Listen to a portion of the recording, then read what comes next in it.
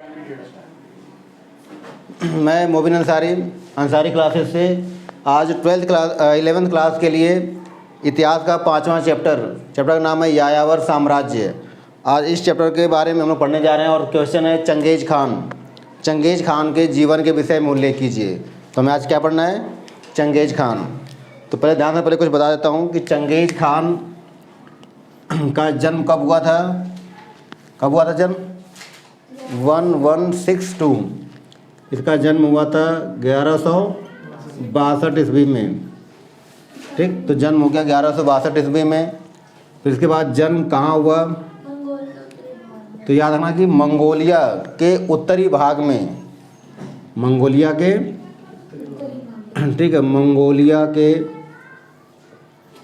उत्तरी भाग में ओनोन नदी के किनारे हुआ था। ठीक, ओनोन। ठीक, तो 2 पॉइंट हो गया कि चंगेज खान का जन्म 1162 ईस्वी में हुआ था। दूसरा पॉइंट, जन्म कहाँ हुआ? तो मंगोलिया के उत्तरी भाग में ओनोन नदी के किनारे हुआ। फिर चंगेज खान के पिता का क्या नाम था? तो चंगेज खान के पिता का नाम येसुजेई था। क्या था? येसुजेई। यहीं पर फिर प्रश्न आता है कि चंगेज खान के पिता किस कबीले के थे? तो येसुजेई के जो कबीले का नाम था वो कियात कबीले के थे। कियात कबीले। अब प्रश्न में जो कि क्वेश्चन हमें 1-1 नंबर वाले भी आने हैं, तो कहीं से भी आ सकता है कि चंगेज खान का जन्म कब हुआ? तो हमें याद रखना है 1162। कहाँ हुआ? तो मंगोलिया के उत्तरी भाग में। किस नदी किनारे? तो ओनोन नदी के किनारे। पिता का नाम येसुजेई। किस कबीले के थे? कियात कबीले के थे। और कहा जाता है कि जब चंगेज खान बहुत छोटा था, मतलब अल्पवयस्क या मात्र 8 वर्ष का था, तभी इसके पिता की हत्या कर दी गई। पिता की हत्या मतलब कि जब चंगेज खान मात्र 8 वर्ष का था तो उसी समय इसके पिता की हत्या हो गई। और चंगेज खान सहित इसके और जो चचेरे भाई थे, इसके पालन पोषण की जिम्मेदारी चंगेज खान की माता ओलुन ईके पर सारी जिम्मेदारी आ गई। तो प्रश्न आ सकता है कि चंगेज खान की माता का नाम क्या था? ओलुन ईके। पिता की हत्या के बाद माता ने ही चंगेज खान सहित अन्य जो इसके सगे या सौतेले भाई बहन थे उनका पालन पोषण किया। फिर इसके बाद कहा जाता है कि चंगेज खान जब 8 वर्ष का ही था उसी समय इसका अपहरण हो गया। ठीक, उसी समय इसका अपहरण कर दिया गया, मतलब अपहरण करके कहीं बेच दिया गया। फिर जब ये बड़ा हुआ तो इसका विवाह, इसकी पत्नी का नाम क्या था? तो इसका विवाह हुआ, पत्नी का नाम था बोरटे। ठीक, पत्नी कौन थी? बोरटे। और पत्नी का भी अपहरण हो गया। और जब पत्नी का अपहरण हुआ तो कहा जाता है कि पत्नी को छुड़ाने के लिए इसने कई लड़ाइयाँ लड़ी। पत्नी को छुड़ाने के लिए कई लड़ाइयाँ लड़ी और वहीं से इसने युद्ध करना प्रारंभ किया। और इस तरह से कहा जाता है कि चंगेज खान का जो सबसे विश्वसनीय मित्र था उसका नाम बोघू रचू था। प्रश्न आ सकता है कि चंगेज खान का सबसे विश्वसनीय मित्र जिसने हमेशा साथ दिया उसका नाम क्या है? बोघू रचू। नाम थोड़ा अजीब सा है, बस इसे याद रखना है। और कहा जाता है कि चंगेज खान का एक सगा भाई था जिसका नाम था जमुका। इसने भी इसका हमेशा साथ दिया। और चंगेज खान ने कैराइट जो मतलब समुदाय के लोग थे उनके साथ अपने संबंध फिर से अच्छे किए। तो इस तरह से चंगेज खान ने एक शक्तिशाली साम्राज्य की स्थापना की। तो ये हो गया चंगेज खान का जीवन परिचय। यहीं पर लास्ट पॉइंट जानना है कि चंगेज खान की मृत्यु कब हुई?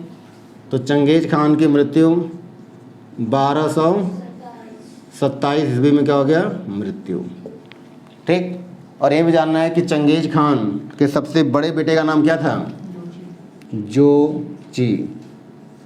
ठीक, बड़े बेटे का नाम जोची। उसके बाद क्या था? चगताई। फिर क्या था? ओगुदेई। और उसके बाद क्या था? तलुई। फिलहाल में जानना है कि चंगेज खान के सबसे बड़े बेटे का नाम जोची था। तो ये हो गया चंगेज खान का जीवन परिचय। यहाँ से ही कई क्वेश्चन बन जाते हैं। एक बार दोबारा मैं क्वेश्चन बोल रहा हूँ क्या क्या बनेगा। पहला क्वेश्चन बनेगा कि चंगेज खान का जन्म कब हुआ, तो पहला क्वेश्चन हो गया आंसर 1162। आएगा कि चंगेज खान का जन्म किस नदी किनारे हुआ, ओनोन नदी। मंगोलिया के किस भाग में हुआ, तो उत्तरी भाग में। फिर आएगा चंगेज खान किस कबीले का था, तो कियात कबीले का था। प्रश्न आएगा चंगेज खान के पिता का नाम, एसुजेई। एक पॉइंट छूट गया कि चंगेज खान का वास्तविक नाम या बचपन का नाम, चंगेज खान के बचपन का नाम क्या था, तो बचपन का नाम था तेमुजिन। तेमुजिन, ठीक। तो बचपन का नाम तेमुजिन, पिता का नाम बता दिया। उसकी माता का नाम ओलुनिके, पत्नी का नाम बोर्टे, सबसे बड़े बेटे का नाम जोची और उसके मित्र का नाम बोगुरचू। सबसे जो सगा भाई था जिसने इसका हमेशा साथ दिया जम्मू का। इसने किस लोगों के साथ, समुदाय के लोगों के साथ अच्छे संबंध फिर से स्थापित किए, तो कैराइट। इस तरह से चंगेज खान का जीवन परिचय कंप्लीट हुआ। अब नेक्स्ट क्वेश्चन है कि मंगोलों के लिए व्यापार इतना क्यों महत्वपूर्ण था। नेक्स्ट क्वेश्चन है, पहले तो हो गया चंगेज खान का जीवन परिचय। अब दूसरा क्वेश्चन क्या है कि मंगोलों के लिए व्यापार क्यों महत्वपूर्ण था। तो इसमें हमें याद रखना है कि पहला पॉइंट है कि जो चंगेजों मतलब मंगोल की जो भूमि थी, मंगोल की भूमि कहाँ थी, मंगोलिया में थी। तो बताना है कि जो वहाँ की भूमि थी वो कैसी थी, स्टेपी प्रदेश।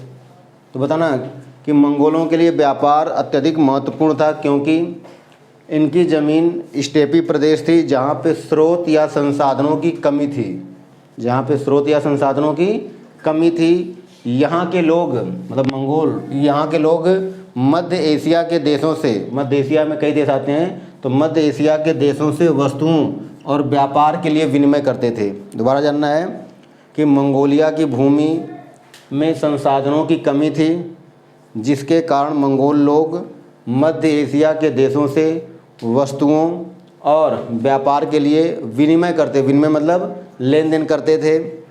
सबसे ज़्यादा लेन देन इनका कहाँ के लोगों से था, तो चीन के लोगों से। मैप में हम देखेंगे तो मंगोलिया और चीन क्या है, आसपास हैं। तो बताना है एक दूसरे पॉइंट में कि मंगोल लोग चीन के लोगों से खाद्य उत्पाद और लोहे के उपकरण प्राप्त करते थे। क्वेश्चन पूछ सकता है कि मंगोलिया के लोग या मंगोल लोग कहाँ से या किस देश से लोहे के उपकरण प्राप्त करते। लोहे के उपकरण का मतलब कि लोहे की वस्तुएं। तो बताना है कि मंगोलिया के लोग चीन के लोगों से खाद्य उत्पाद मतलब खाने पीने की चीज़ें और लोहे के उपकरण प्राप्त करते थे और मंगोल और चीन के लोग मिल करके साथ में व्यापार करते थे। मंगोल और चीन के लोग मिल करके साथ में व्यापार करते थे, अर्थात मंगोलों ने चीन के साथ व्यापारिक संबंध स्थापित किया।